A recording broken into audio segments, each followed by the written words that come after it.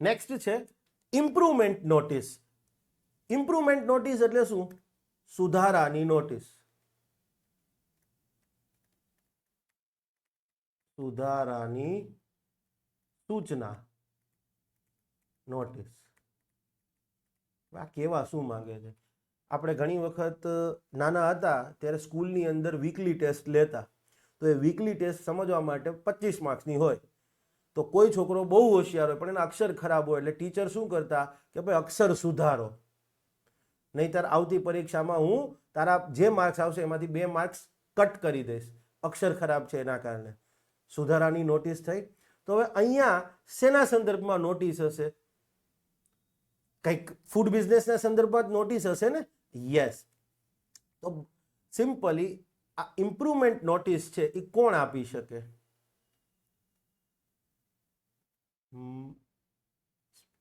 Okay, ચાલો થઈ જશે. ઇમ્પ્રુવમેન્ટ નોટિસ, પહેલો ક્વેશ્ચન, કોણ આપી શકે?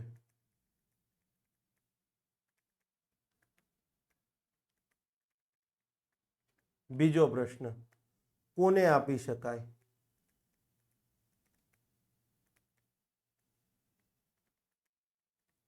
અને ત્રીજો પ્રશ્ન વેરી ઇમ્પોર્ટન્ટ, ક્યારે આપી શકાય?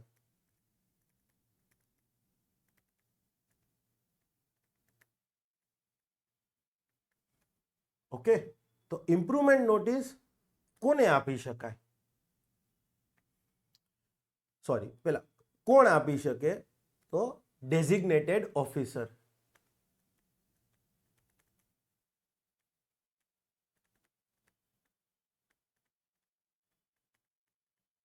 મુકર્રર કરેલા અથવા તો નિર્દેશિત કરેલા અધિકારી, એવું કંઈક શબ્દ પ્રયોગ થાય છે, મને ગુજરાતી નથી ખ્યાલ, જોઈ લેજો. ઓકે, કોને આપી શકાય? તો આવી નોટિસ છે એ ફૂડ બિઝનેસ ઓપરેટર. સ્વાભાવિક છે અહીંયા સુધારો, વાત આપણે ફૂડ બિઝનેસની કરી રહ્યા છીએ તો સ્વાભાવિક છે ફૂડ બિઝનેસ વાળાને જ નોટિસ આપવાની હોય, બરાબર? ટેક્સટાઇલ બિઝનેસ વાળા ન હોય. તો yes, food business operator, FBO. હવે હું ક્યાંય FBO લખું એટલે તમારે સમજી જવાનું. ઓકે, ક્યારે આપી શકાય? તો હવે સિમ્પલી એક પરિસ્થિતિમાં આવી ઇમ્પ્રુવમેન્ટ નોટિસ આપી શકે ડેઝિગ્નેટેડ ઓફિસર જો એમની પાસે એવું માનવા માટે કારણ હોય કે જે તે ફૂડ બિઝનેસમાં આ કાયદા હેઠળ જે રેગ્યુલેશન્સ બનાવ્યા છે, ક્લિયર છે, એનું પર્યાપ્ત રીતે પાલન થતું નથી. ત્યારે જો ડીઓ ને, ડેઝિગ્નેટેડ ઓફિસરને એમ જણાય કે જે તે ફૂડ બિઝનેસમાં, FBમાં, ફેસબુક નહીં હો,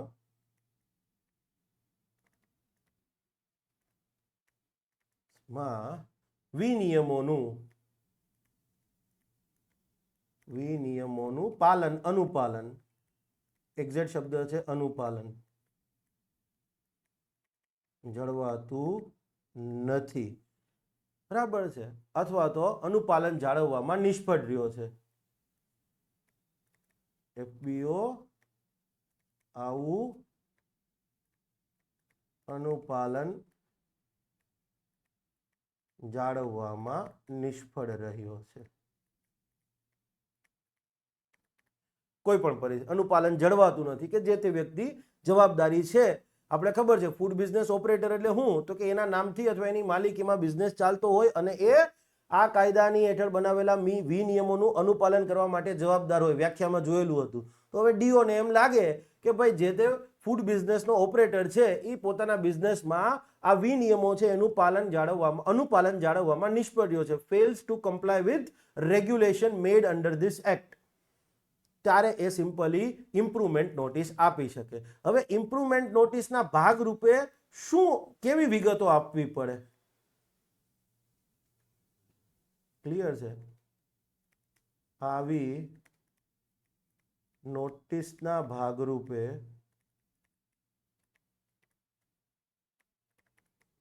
કેવી કેવી વિગતો આપવી પડે? સિમ્પલી 4 વિગત આપવી પડે. પહેલામાં પહેલું તો રીઝન, કારણો, કે ભાઈ પોતે એવું કયા કારણસર માને છે, પોતે એવું કેમ માને છે, કયા આધાર પર માને છે કે ભાઈ જે તે બિઝનેસમાં અથવા જે તે ફૂડ બિઝનેસ ઓપરેટર છે એ વિનિયમોનું અનુપાલન જાળવવામાં નિષ્ફળ રહ્યો છે.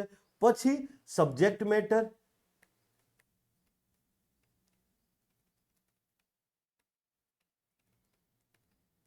ચલો પોતે શેના આધાર પર માની રહ્યા છે એ કીધું, પણ હવે થોડું ડિટેલમાં કહેવું પડશે કે ભાઈ હા મને એવું લાગે છે કે તમારે ત્યાં જે ઉપકરણો છે યસ એ કાયદા મુજબના નથી, અથવા તો તમે જે પ્રોસેસનો ઉપયોગ કરો છો એમાં કંઈક સુધારો કરી શકે એવી વસ્તુ છે.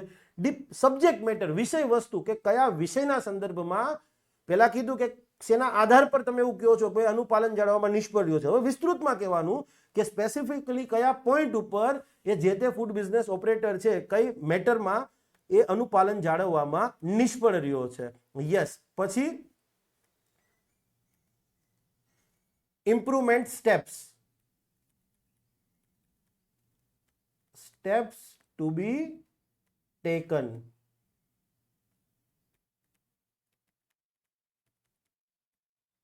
Four improvement.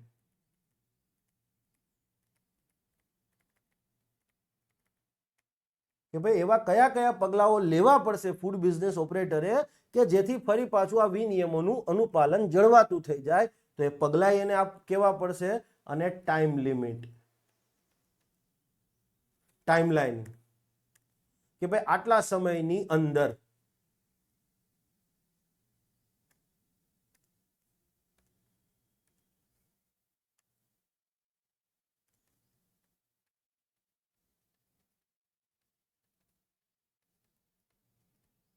ટાઈમલાઈન, કે ભાઈ આટલા સમયની અંદર તમારે ક્લિયર છે આવા આવા પગલાઓ લેવા પડશે, આવા આવા સ્ટેપ્સ લેવા પડશે કે જેથી ફરી પાછું અનુપાલન જળવાઈ રહે.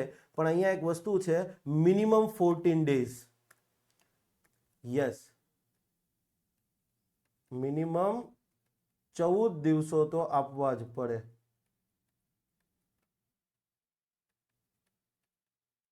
એમ કીધું કે તમે તમારી પ્રોસેસ સુધારો છો, તમારા ઇક્વિપમેન્ટ છે એમાં આવો ફેરફાર કરી દો તો ટાઈમ તો આપવો પડે ને. તો મિનિમમ 14 દિવસ તો આપવા જ પડે. આ વસ્તુ તમારી 32(1) ઉલ્લેખ છે. યસ. પછી અધિકારીના હાથમાં, અધિકારી 30 દિવસનો સમય આપી શકે, 60 દિવસનો સમય આપી શકે, ડિપેન્ડ્સ કરે છે. ઓકે. હવે માનો કે કોઈ ફૂડ બિઝનેસ ઓપરેટરને ઇમ્પ્રુવમેન્ટ નોટિસ આપી અને એ ફૂડ બિઝનેસ ઓપરેટર ક્લિયર છે કીધું હોય એ મુજબના પગલાં લેવામાં નિષ્ફળ રહ્યો, અથવા ન જ લે, ભાઈ જોઈ લઈશું, અમિત કાકા ડાયરેક્ટ સંબંધ છે આપણે, તો યસ આવું સ્ટેપ્સ લેવાનું કીધું છે એ ટાઈમ લિમિટની અંદર આવા સ્ટેપ્સ નથી લેતો, સિમ્પલી ઇમ્પ્રુવમેન્ટ નોટિસ મુજબ કાર્યવાહી નથી કરતો, તો સિમ્પલી આવી પરિસ્થિતિમાં એનું ફૂડ બિઝનેસનું લાયસન્સ છે સસ્પેન્ડ થઈ શકે, મોકૂફ થઈ શકે. ક્લિયર? યસ, મોકૂફ. ઓકે. એક વખત કહી દીધું કે ભાઈ કરો, ન કરે તો લાયસન્સ મોકૂફ થઈ શકે, જરૂરી નથી કે કરવામાં આવે. પણ હવે માનો કે એક વખત કીધું, ફરી પાછું કહેવામાં આવ્યું હોય અને હવે અગેન એ આવી ઇમ્પ્રુવમેન્ટ નોટિસનું પાલન કરવામાં નિષ્ફળ રહીએ તો હવે સિમ્પલી ડેઝિગ્નેટેડ ઓફિસર એ જે તે વ્યક્તિને કારણો રજૂ કરવાની તક આપશે અને આગળ જતા એનું એ લાયસન્સ છે એ કેન્સલ, પત્રકાર પર કેન્સલ કરી દો ભાઈ, રદ કરી શકે છે. ક્લિયર? રદ. યસ. એમને પણ હા કારણોની રજૂ કરવાની તક આપવી પડે. ભાઈ હવે અમે તમને ઇમ્પ્રુવમેન્ટ નોટિસ આપી હતી, તમે પાલન કેમ ન કર્યું? ઓલો કહેશે કે સાહેબ મને પોતાને હાર્ટ એટેક આવી ગયો હતો, હું પોતે હોસ્પિટલમાં હતો, તમારી નોટિસ તો મારા છોકરાએ લીધી હતી, હાથમાં ઇમ્પ્રુવમેન્ટ નોટિસ આવી હતી ત્યારે હું પોતે 3 મહિના હોસ્પિટલમાં હતો, તો ક્યાંથી આ કામગીરી થાય? તો કહેશે કે આ કાંઈ વાંધો નહીં, હેડો ભાઈ, માટે રદ કરી શકે છે એવું કીધું છે. અને યસ, માનો કે એને રદ ન કરવું હોય તો સિમ્પલી ડેઝિગ્નેટેડ ઓફિસર અગેન જાહેર આરોગ્યના હિતમાં કારણોની નોંધ કરી અને અગેન એને મોકૂફ કરી શકે છે. મોકૂફ. પણ અહીંયા મારા ખ્યાલથી કાયદામાં એક વસ્તુની ભૂલ છે, રિવોક શબ્દ આવવો જોઈએ, મોકૂફ નહીં, રિવોકેશન એટલે પાછું ખેંચવું. હવે સસ્પેન્શન, કેન્સલેશન. સસ્પેન્શન એટલે શું? તો કે ટેમ્પરરી થયું હોય કે ભાઈ હા ચલો 3 મહિના માટે સસ્પેન્ડ, બરાબર, અથવા આટલું કામ કરો, ત્યાં ન કરો ત્યાં સુધી સસ્પેન્ડ, કામગીરી કરશો એટલે ફરી પાછું બહાલ કરી દેવામાં આવશે, કન્ટિન્યુ કરી દેવામાં આવશે. રદ એટલે શું? રદ કાયમી થાય, કાયમી ધોરણે સમાપ્ત, કાયમી પણ એન્ડ થઈ જાય, પરમેનન્ટલી એન્ડ થઈ જાય, પછી એને ફરીથી નવું જ લાયસન્સ લેવું પડે. રિવોકેશન એટલે શું? તો કે ટેમ્પરરી એને કેન્સલ કરી દેવામાં આવે, બરાબર છે. પણ એમાં આપણે જઈશું નહીં, કંઈ પૂછાવાનું નથી માટે, અધરવાઇઝ તમને સમજાવવા. ક્લિયર? બાકી મિનિંગ ત્રણે ત્રણનો એડમિનિસ્ટ્રેશનની પરિભાષામાં સસ્પેન્શન આવે, એનાથી ઉપર રિવોકેશન આવે, એની ઉપર કેન્સલેશન આવે. ક્લિયર છે? યસ. કેન્સલ થાય પછી તો કાંઈ પાછું નહીં, ફરીથી એકથી જ નવી કહાની શરૂ કરવાની થાય. રિવોક થાય તો ફરી પાછું મળી જાય. હા, પાછું રિવોકેશનનો એક લોની અંદર બીજો પણ એક મિનિંગ છે કે કેન્સલેશનનો આદેશ થયો હોય, એને રદ કરવો હોય તો એને કહેવાય રિવોકેશન ઓફ ધ કેન્સલેશન ઓર્ડર. પણ તમારે માટે કોઈ કામનું નથી, માટે તમે આટલું જ યાદ રાખજો. પેલું આ જે કીધું ને એ, અને અહીંયા મિનિમમ 14 દિવસોની લિમિટ. યસ, કે ભાઈ 14 દિવસ તો મિનિમમ આપવા જ પડે એ જે તે કામગીરી કરવાના સંદર્ભમાં, સુધારાત્મક પગલાં લેવાના સંદર્ભમાં. ઓકે, ચાલો. હવે એક વસ્તુ છે, સબસેક્શન 4 સમજીએ પહેલા એક વસ્તુ તમને કહી દઉં કે કોઈ વ્યક્તિને સમજવા માટે ઇમ્પ્રુવમેન્ટ નોટિસ આપવામાં આવી અને એમાં કીધું કે ભાઈ તમારે આટલા પગલાઓ લેવા પડશે. ટાઈમ લિમિટ આપી હતી, માનો કે એમ કે ભાઈ 30 દિવસની અંદર તમારે આટલા સ્ટેપ લેવા પડશે. હવે કોઈ વ્યક્તિ જે છે એ સિમ્પલી એ બધા સ્ટેપ્સ લઈ લે, જે કીધું હોય અધિકારીએ, ડેઝિગ્નેટેડ ઓફિસરે કે ભાઈ આટલા 5 સ્ટેપ લેવાના, એ 5 સ્ટેપ લઈ અને કામગીરી કરી દે છે. તો હવે એની પાસે અધિકાર છે, જે તે ફૂડ બિઝનેસ ઓપરેટર પાસે, એ સિમ્પલી અરજી કરશે કે ભાઈ મને આ જે ઇમ્પ્રુવમેન્ટ નોટિસ આપવામાં આવી હતી ને એમાં 5 સ્ટેપ્સ લેવાના કીધા હતા, આ ટાઈમ લિમિટની અંદર મેં એ 5 સ્ટેપ્સ લઈ લીધા છે, માટે હવે ક્લિયર છે, મારા કેસમાં આ ઇમ્પ્રુવમેન્ટ નોટિસ હટી જવી જોઈએ. એના લાયસન્સમાં ઓનલાઈન રેકોર્ડમાં આવે કે આને ઇમ્પ્રુવમેન્ટ નોટિસ આપવામાં આવી છે.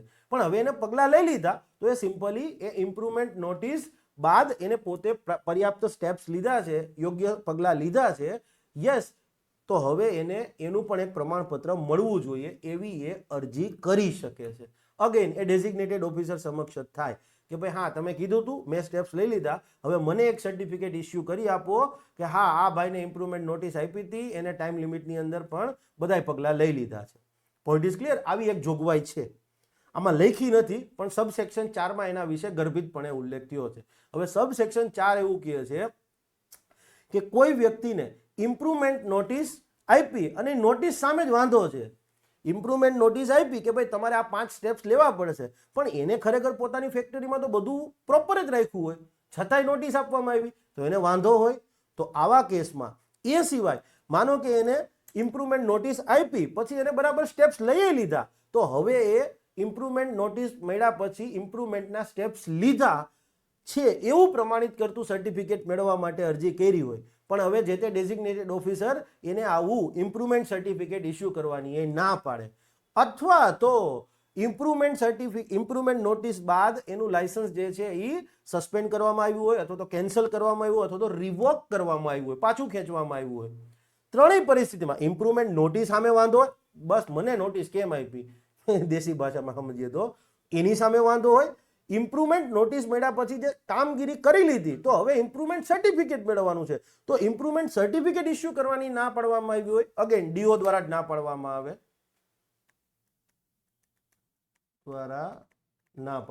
આવે, કે પછી એનું લાયસન્સ છે એ એમ સસ્પેન્ડ, રદ કે પછી સસ્પેન્ડ, કેન્સલ કે રિવોક થઈ જાય, તો આવા કેસમાં આવા આદેશ સામે જો એને વાંધો હોય તો એ વાંધા અરજી અપીલ કરી શકે છે. કોની સમક્ષ? તો કે ફૂડ સેફ્ટી કમિશનર સમક્ષ. એકચ્યુઅલી કેવું છે, FSO એની ઉપર ડીઓ અને એની ઉપર ફૂડ સેફ્ટી કમિશનર. ક્લિયર છે? તો ફૂડ સેફ્ટી કમિશનર સમક્ષ એ અપીલ કરી શકે. અપીલ હંમેશા ઉપરની ઓથોરિટીમાં થાય. ક્લિયર? યસ. ડેપ્યુટી કલેક્ટરના આદેશ સામે તમને વાંધો હોય તમે કલેક્ટર અથવા અધિક કલેક્ટરમાં અપીલ કરી શકો. ઓકે, ચાલો આટલી વાત થઈ ગઈ. હવે પ્રશ્ન એ થાય કે અપીલ કેટલા સમયગાળાની અંદર? હવે તમે એકચ્યુઅલીમાં જો આ 32નો સબસેક્શન 5 જોશો ને તો એમાં તો કઈ સમજણ પડે એમ જ નથી. તો અપીલ કેટલા સમયગાળાની અંદર? તો અપીલ મેઇનલી કયા કેસમાં થાય? 3 કેસમાં થાય. એક તો એને નોટિસ આપ્યું એની સામે વાંધો હોય, અથવા તો ઇમ્પ્રુવમેન્ટ સર્ટિફિકેટ નથી આપતા એની સામે વાંધો છે, અથવા તો એનું લાયસન્સ કેન્સલ કર્યું હોય, સસ્પેન્ડ કર્યું હોય, અથવા તો રિવોક કર્યું એની સામે વાંધો હોય. તો હવે અપીલ કેટલા ટાઈમમાં કરી શકે? તો સિમ્પલી અહીંયા મેં બે ભાગ કરી દીધા છે કે ભાઈ એને ઇમ્પ્રુવમેન્ટ સર્ટિફિકેટ ઇસ્યુ કરવાની ના પાડતો આદેશ કરવામાં આવ્યો હોય, અથવા તો એનું લાયસન્સ છે એ રદ કરતો કે મોકૂફ કરતો અથવા તો પાછું ખેંચતો આદેશ કર્યો હોય, તો આવો આદેશ ક્લિયર છે વ્યક્તિને મળે. એવું નથી કે આદેશ જેથી કરવામાં આવે. માનો કે આદેશ 1લી તારીખે કરવામાં આવ્યો, પછી ઓફિસમાંથી ગયો, ટપાલ બપાલમાં પહોંચ્યો અને 5 તારીખે મળ્યો, તો વ્યક્તિને જે દિવસથી મળ્યો એના 15 દિવસની અંદર એ અપીલ કરી શકે. યસ, માનો કે કમિશનર સાહેબ, માનો કે ડીઓએ 1લી તારીખે ઓર્ડર કરી દીધો, પણ વ્યક્તિને 5 તારીખે મળ્યો, તો આ 15 દિવસની મર્યાદા ક્લિયર, આ 5 તારીખથી ગણાશે. વ્યક્તિના હાથમાં આદેશ આવ્યો એ દિવસથી 15 દિવસની અંદર અરજી કરી શકે. ઓકે, હવે માનો કે એને વાંધો હોય ઇમ્પ્રુવમેન્ટ નોટિસ આપવા સામે જ કે ભાઈ મને ઇમ્પ્રુવમેન્ટ નોટિસ કેમ આપી, તો એમાં એક ટાઈમલાઈનનો પણ જોગવાઈ હતી અને મિનિમમ 14 દિવસની. તો કે સ્ટેપ્સ લેવા માટે કીધું હશે અને એમાં જે ટાઈમલાઈન આપી હશે, તો એ ટાઈમલાઈન એ સમયગાળામાં કેટલો સમય ઉલ્લેખ કર્યો છે, માનો કે એ સમયની 30 દિવસનો ઉલ્લેખ કર્યો છે, તો 30 દિવસ અને આવો આદેશ આવે એના 15 દિવસ, બેમાંથી વધુ કયું સૌથી પહેલા શું પૂરું થાય? 15 દિવસ. તો યસ, એ 15 દિવસનો ટાઈમ લાગશે. ઇમ્પ્રુવમેન્ટ નોટિસ ઇસ્યુ કરી છે એની સામે જેને વાંધો છે, તો હવે ઇમ્પ્રુવમેન્ટ નોટિસની અંદર આ જે ટાઈમલાઈન લખેલી હશે ને, આ ટાઈમલાઈનમાં કેટલા દિવસો લખ્યા છે એ, અથવા તો એ આદેશ ઇમ્પ્રુવમેન્ટ નોટિસ એના હાથમાં આવી હોય એ દિવસથી 15 દિવસ, બે પૈકી જે ઓછું હોય એ. માનો કે અહીંયા ટાઈમલાઈન લખી હોય 30 દિવસની, ઇમ્પ્રુવમેન્ટ નોટિસ હાથમાં આવે ઓકે 15 દિવસ, તો 30 દિવસ અને 15 દિવસ ઓછું કયું? 15 દિવસ. ક્લિયર છે? જનરલી 15 દિવસનો ટાઈમ આવશે, કારણ કે ઇમ્પ્રુવમેન્ટ નોટિસમાં મિનિમમ 14 દિવસ તો છે એટલા માટે. ઓકે, તો આ વાત હતી તમારી ઓકે ઇમ્પ્રુવમેન્ટ નોટિસની. નેક્સ્ટ વિદ્યાર્થી મિત્રો, તમે કદાચ જાણતા જ હશો કે આપણે સહસ્ત્ર આઈએએસ ની અંદર યસ ફૂડ સેફ્ટી ઓફિસર માટેનો કોર્સ જે છે એ ઓલરેડી લોન્ચ કરી દીધો છે. તમારામાંથી લગભગ 150 જેટલા છોકરાઓ ઓલરેડી કોર્સનો ભાગ બની ચૂક્યા છે. યસ, આ આસિસ્ટન્ટ ફૂડ સેફ્ટી ઓફિસર માટેનો કોર્સ છે, પણ મેં કીધું એમ કે અહીંયા ઇન ડિટેલ ડિસ્કશન થાય છે. ડેમોના ફોર્મમાં તમે જોઈ ચૂક્યા છો. આપણી સહસ્ત્ર આઈએએસ ની એપ્લિકેશનમાં બીજા 4 ડેમો પણ છે. દોઢ કલાકના ડેમો આપ્યા છે, એટલે એવું નથી કે ટૂંકા ડેમો હોય. યસ, અને તમને એમ થતું હોય કે આ સાહેબ કાયદો ભણાવે છે, ચલો સમજાય તો છે, પણ પરીક્ષાનો રેકોર્ડ જોવો હોય તો 2021માં આઈએમવી અને એઆઈએમવી આરટીઓ ઇન્સ્પેક્ટરની પરીક્ષા આવી હતી, પહેલી વખત કાયદો આવ્યો હતો. યસ, ક્લાસ 2 પરીક્ષા હતી, તો એમાં 75 માંથી 58 માર્કનું બેઠું આવેલું છે. પ્રૂફ ટેલિગ્રામમાં છે, લિંક ડિસ્ક્રિપ્શનમાં મળી જશે તમને લોકોને. એઆઈએમવી માં 75 માંથી 61 હતું, 62 નહીં હો ભાઈ. હા યસ, 2023 ની અંદર ડેપ્યુટી ડાયરેક્ટર ક્લાસ 1 પરીક્ષા હતી, 93 માંથી 89 માર્ક્સના સવાલો આવેલા છે. યસ, આઈએસએચઓ ક્લાસ 2 પરીક્ષા હતી, અહીંયા 100 માંથી યસ 95 આઉટ ઓફ 100. આ પીડીએફ ઓકે ભાઈ, ફોટો હું નથી બનાવતો બરાબર, પીડીએફ હું બનાવું છું, આ ભૂલ કરેલી છે એમને.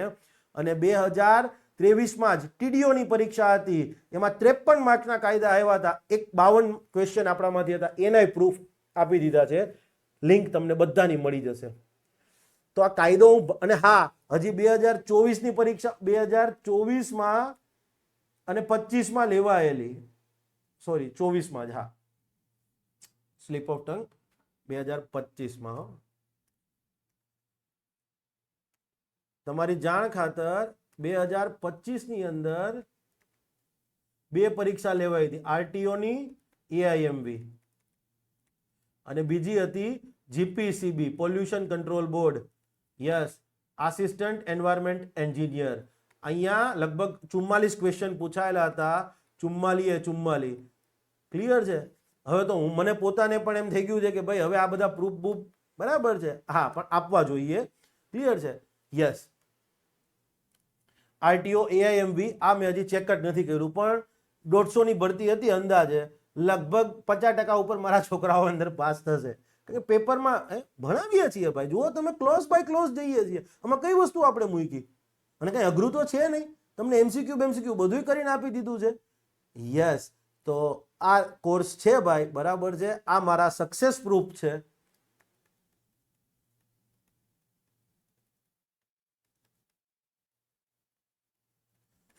તમને વિશ્વાસ આવે, આપ આ કોર્સમાં એનરોલ થઈ શકો છો.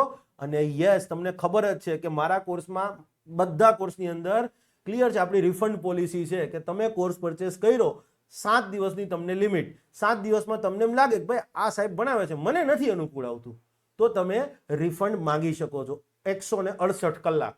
રવિવારે સાંજે 6 વાગે કોર્સ પરચેસ કરો તો આવતા રવિવારે સાંજે 5:59 સુધી તમને વિન્ડો, તમે ફોન કરીને કહી શકો છો કે સાહેબ મેં તમારો કોર્સ પરચેસ કર્યો છે, મને તમારો કોર્સ ફાવતો નથી, મને રિફંડ આપી દો, હું રિફંડ આપી દઈશ. કોર્સની પ્રાઇસની વાત કરીએ તો કોર્સની એકચ્યુઅલ પ્રાઇસ જે છે, મૂળ કિંમત 8,000 રૂપિયા છે. યસ, આજે અને આવતીકાલે એટલે કે તારીખ 16 અને 17 માર્ચ જે છે, યસ,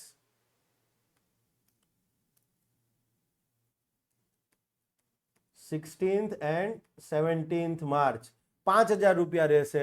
18 થી 20 માર્ચ વચ્ચે એની કિંમત 6,000 રૂપિયા રહેશે. અને યસ, 21 માર્ચ થી આ કિંમત થઈ જશે 8,000. યસ,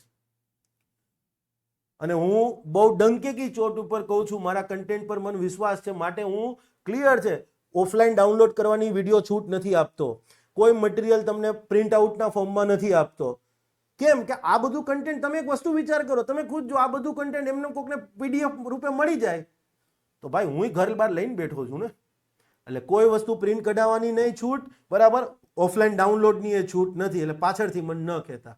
અને at the end of day બધું કર્યા પછી તમને ન ફાવે તો 7 days રિફંડ ગેરંટી તો છે જ.